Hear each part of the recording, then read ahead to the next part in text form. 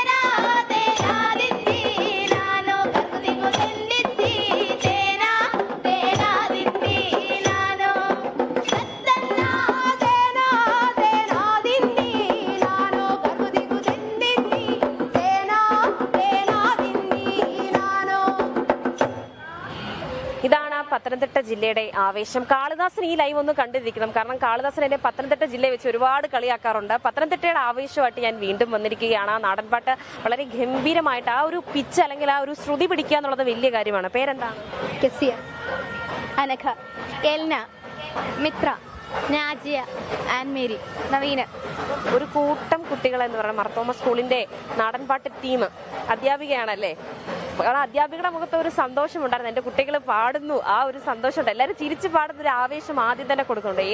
എല്ലാ അധ്യാപകരും ശ്രദ്ധിക്കേണ്ട കാര്യം അത് തന്നെയാണ്. ഒരു ആവേശം കൊടുക്കുകയാണെങ്കിൽ കുട്ടികൾക്ക് ഊർജ്ജം കുറച്ചും കൂടുതലായിരിക്കും എന്ന് വേണം പറയാൻ. നാടൻപാട്ടിന്റെ ഏറ്റവും ഒരു പ്രധാനപ്പെട്ട ഒരു കാര്യം ശ്രദ്ധിക്കുകയാണെങ്കിൽ ഊർജ്ജം എന്നാണ് പറയേണ്ടത്, അല്ലേ?